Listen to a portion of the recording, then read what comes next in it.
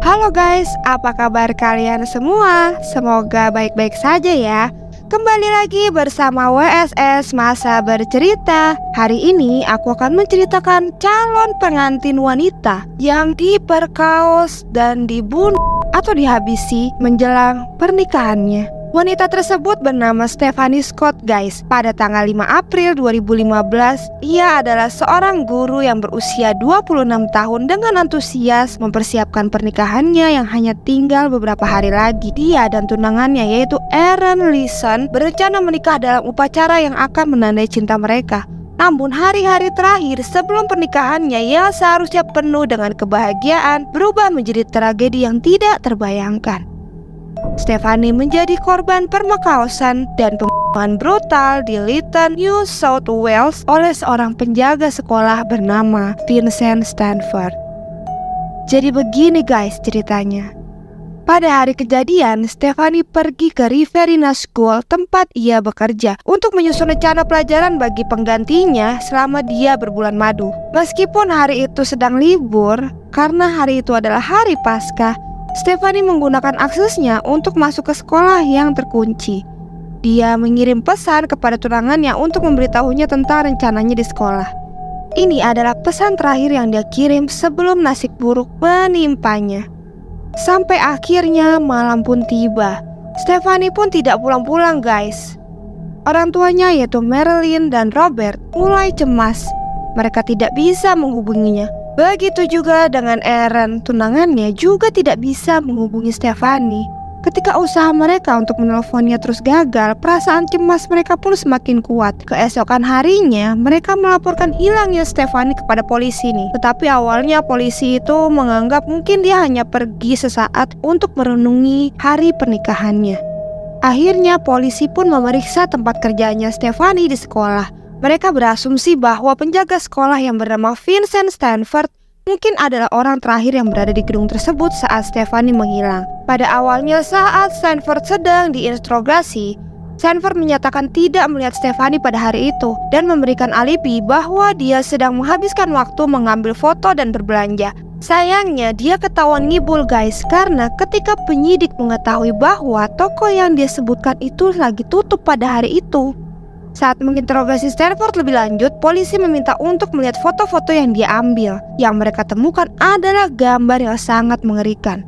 Ditemukan ada foto tubuh manusia yang hangus terbakar. Polisi yang merasa aneh langsung bertanya kepada Stanford, "Ini foto apa? Kok serem banget ada foto orang hangus kayak gini?" Nah, Stanford menjawab bahwa itu adalah hanya gambar dari film horor pada polisi.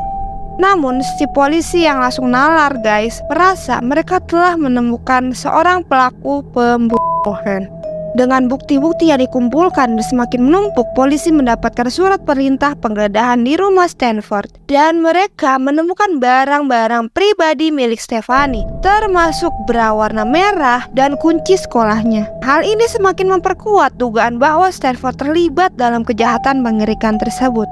Stanford pun akhirnya ditangkap dan dia mengakui segala kejahatannya. Dia menggambarkan rincian serangan brutal terhadap Stephanie dengan ketenangan yang sangat mengerikan. Stanford ini menyatakan bahwa dia sudah lama menyimpan keinginan untuk membunuh seseorang dan melihat Stephanie sebagai mangsa utamanya. Ketika Stephanie selesai bekerja dan bersiap meninggalkan gedung, Stanford langsung menyerangnya dari belakang, menyeretnya ke sebuah ruang penyimpanan dan melakukan pemarkaosan yang brutal banget. Setelah menyerang Stephanie secara seksual, Stanford memukul berulang kali di wajah dan kepalanya sebelum menembak lehernya hingga tewas. Kemudian dia kembali ke rumah dan sempet-sempetnya loh menikmati makan malam bersama keluarganya tanpa ada penyesalan sedikit pun. Dan malamnya dia kembali lagi ke tempat kejadian perkara untuk membuang tubuh Stephanie. Dia membawa Stephanie ke Taman Nasional Kokopara, lalu membakarnya dan memotret kejadian tersebut untuk kepuasan sadisnya dan menjadi sebuah kenang-kenangan di memorinya. Pembunuhan Stephanie Scott membawa duka yang mendalam bagi keluarganya guys, tunangannya dan masyarakat luas. Gimana nggak sedih guys, dia tuh mau married, mau menikah, terus tiba-tiba ditemukan dengan keadaan yang sangat tragis. Keluarga Stefani sangat patah hati dan memutuskan untuk mengadakan peringatan publik pada tanggal pernikahannya, mengenang kehidupan Stefani yang ceria dan penuh cinta. Sayangnya nih, penderitaan keluarga Stefani Scott tidak berakhir di sana guys. Lebih parahnya lagi, 3 minggu setelah hukuman Stanford, ayah Stefani, Robert, tewas dalam kecelakaan tragis saat menebang pohon di rumah pedesaan mereka.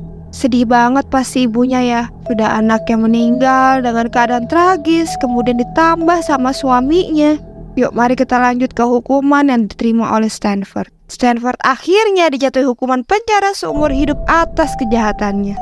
Psikolog yang mengevaluasi Stanford menemukan bahwa dia memiliki kebencian mendalam terhadap umat manusia dan sering mengunjungi situs-situs yang menggambarkan kekerasan seksual terhadap perempuan. Hukuman yang dia terima mencerminkan kekejaman tanpa penyesalannya. Meskipun Stanford memenuhi syarat untuk pembebasan bersyarat di kemudian hari, kemungkinannya sangat kecil dia akan keluar dari penjara, mengingat sifat kejahatannya yang sangat menyedihkan. Kasus ini menyoroti perlunya pemeriksaan latar belakang SDM yang lebih ketat untuk orang-orang yang bekerja di lingkungan yang sensitif seperti sekolah. Keluarga Stefani kemudian mengajukan gugatan terhadap Departemen Pendidikan dan perusahaan yang memperkerjakan Stanford, lalu menuntut perbaikan dalam proses perekrutan untuk mencegah tragedi serupa di masa depan. Setelah menjalani cobaan yang sangat berat, Aaron Leeson akhirnya menemukan kebahagiaan kembali. Pada tahun 2022 dia mengumumkan pertunangannya dengan seorang wanita bernama Samantha. Akhirnya dia bisa move on guys, karena Samantha dapat memberi harapan bahwa dia akan menemukan kebahagiaan yang hilang sejak kematian Stefani. Ya, jadi itulah guys kasus mengerikan tentang guru sekolah yang dihabisi oleh penjaga sekolahnya sendiri. Terima kasih sudah menonton kasus kami. Jangan lupa like and subscribe. Mohon maaf jika ada kurang atau salah dalam penyebutan nama tersangka atau korban. Sampai jumpa di kasus selanjutnya. Assalamualaikum.